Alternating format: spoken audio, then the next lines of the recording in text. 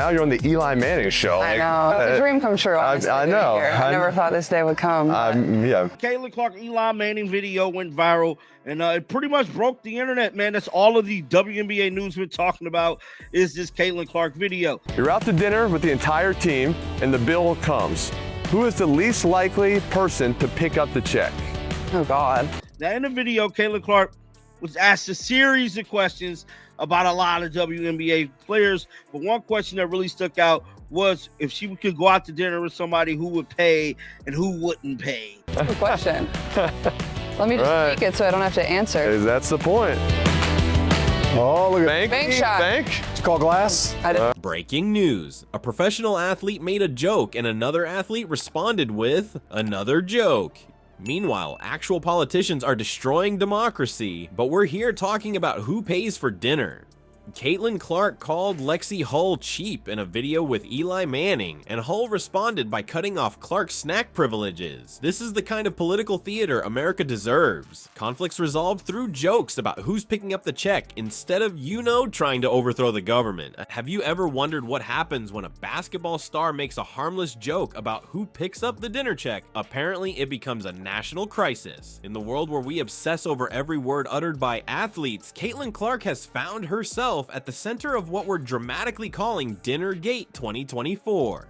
The drama started when Clark, the Indiana Fever's rookie sensation, appeared on Eli Manning's show. High school was kind of a blur because it was during COVID, so when I first got to campus, it was like nothing seemed normal. We didn't play in front of fans, so it just it almost made the adjustment a little bit easier in a way. And then going college to the pros, People like to talk about Caitlin agent real bad, but think about it. Caitlin been doing stuff this whole offseason, keeping her in the algorithm, keeping her name trending. If it's the golf tournament, if it's the Eli thing, if it's speaking at women's summits. Well, what was harder, going from high school to college or college to the pros? Definitely college to the pros, for sure. Now, instead of asking her about, I don't know, basketball skills, Manning hit her with the hard-hitting journalism question: which teammate is least likely to pay the check at dinner? Because that's apparently what America needs to know about one of the most talented rookies in the WNBA. Clark, probably not wanting to throw her new teammates under the bus during her first season, hesitated for a moment. You could almost see the political calculations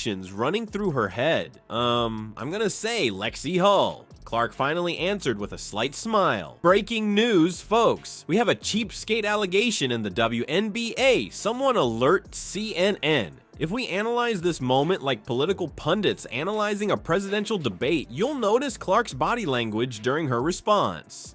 See how she shifted slightly in her chair? The hesitation before naming Hull. Classic deflection tactics. This was clearly a calculated political move to shift attention away from her rookie status and establish dominance in the team hierarchy. Or, she was just answering a silly question with the first name that popped into her head. Meanwhile, in actual news, politicians are literally caught taking millions in bribes, dumping stocks before market crashes, and insider trading their way to fortunes. But sure, let's focus our investigative resources on who's paying for the breadsticks at Olive Garden. This is clearly the hard-hitting journalism America deserves right now. The media reaction was swift and predictable. Sports commentators who normally break down zone defenses and shooting percentages suddenly transformed into body language experts. Did you see how Clark threw Hull under the bus? They gasped, as if Clark had just revealed state secrets instead of making a harmless joke about dinner checks. Websites that should be covering actual sports news rushed to publish headlines like Clark calls out teammate and tension in the Fever locker room. Some even went as far as digging into Hull's contract details to calculate if she actually could afford to pick up the check, because that's not weird or invasive at all. But the plot thickens when Hull decides to fire back with a response that shook the basketball world to its core. And by shook the basketball world, I mean made normal people chuckle and moved on with their day. Caitlin Clark is a household name,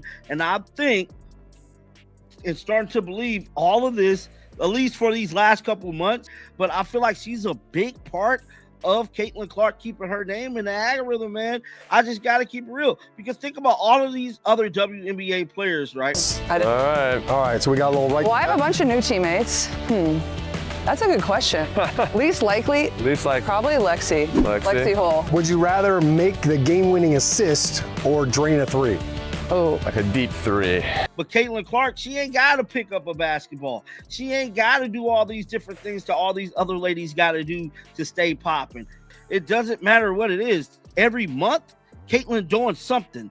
Now, we all could agree on that. And I know a lot of people might not like Erin Kane. The fact that this tiny joke somehow became news speaks volumes about our media landscape. It's the same playbook used in political coverage. Take an offhand comment, strip it of all context, inflate it to crisis proportions, and then spend hours analyzing something that means absolutely nothing. It's outrage manufacturing at its finest. What really happened here? Two professional athletes engaged in some playful banter. That's it. There was no scandal, no controversy, no tension, just teammates being teammates. But that doesn't generate clicks, does it? Athletes get along just fine isn't exactly a headline that makes you smash that notification bell. Sports media, taking cues from their political counterparts, have mastered the art of manufacturing drama where none exists. It's like watching political campaigns fight over who mispronounced a town name while ignoring actual policy discussions. We're so hungry for conflict that when none exists, we'll just create it ourselves. In a world where we have actual problems, climate change, housing crises, healthcare costs, and whatever the heck is happening with democracy these days, we've collectively decided that who pays for dinner is worthy of our national attention makes perfect sense. Just when you thought our media couldn't get more ridiculous, they managed to describe Hull's playful response as devastating and nuclear. Imagine being the poor reporter who had to write that headline with a straight face. Breaking news, basketball player jokes about snacks, civilization somehow survives.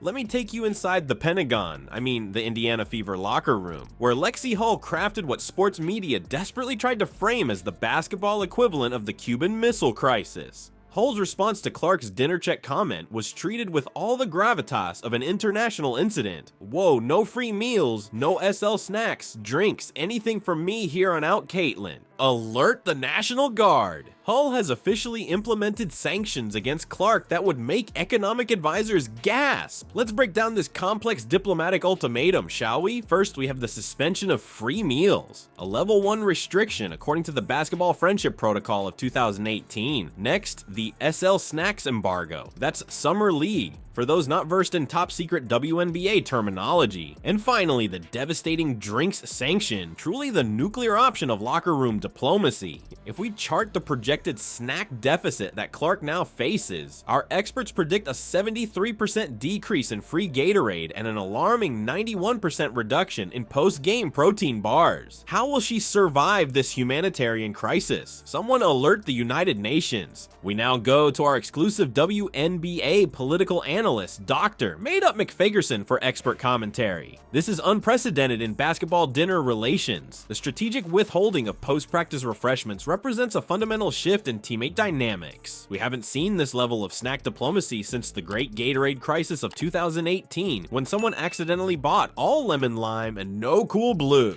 Meanwhile, on actual news channels, political commentators are discussing boring things like election interference and corruption charges. Yawn. Let's get back to the real news. Two basketball players joking about who's buying snacks. Our latest polling shows Americans are deeply divided on this critical issue. According to the data we totally didn't make up, 48% of respondents support Team Pay Your Way Clark, while 52% back Team No Free Lunch Hull. The remaining 14% couldn't figure out how math works, much like how the media couldn't figure out that this was just friendly banters. Social media exploded with fans taking sides, though interestingly, most fans recognized what the media couldn't, that this was just two teammates having fun. One Twitter user wrote, "OMG the way sports media is covering this like it's World War III when it's clearly just friends joking around." Another added, "I wish political reporters covered actual corruption with the same intensity they're covering the great snack debate of 2024. So Caitlin Clark did reply back to her like didn't expect anything different, but At a carnival, there's a dunk tank there. Which WNBA players do you want in the tank? That's a good question. I'm going my post duo, part of our half of our duo. I'm going Aaliyah Boston. Okay. You're out to dinner with the entire team and the bill comes. Who is the least likely person to pick up the check? Oh God, good question. Let me just speak it so I don't have to answer. That's a good question. Least likely? Least likely. Probably Lexi. Lexi Hull. is that Caitlin probably didn't want to make her teammates mad. the new people that is currently on the Fever basketball team. But here's where the story takes an unexpected turn that apparently shocked journalists who have never experienced friendship before. Clark responded to Hull's comment with good humor. When asked about Hull's devastating comeback, Clark simply smiled and said, "I didn't expect anything different from Lexi." Gasp. You mean she wasn't devastated by the prospect of buying her own Gatorade? What a plot twist. While media outlets were busy writing headlines about tension in the Fever locker room and Hull's nuclear response to Clark call-out, the actual subjects of the story were laughing it off like normal human beings who understand jokes. It's almost as if professional athletes are capable of playful banter without declaring war on each other. Revolutionary concept, I know. What's particularly impressive is how both Hull and Clark handled this non-controversy with humor and grace. Unlike certain politicians who respond to the mildest criticism by threatening lawsuits or posting unhinged all-caps rants at 3 a.m., these athletes showed us how adults handle jokes, by laughing and moving on with their lives.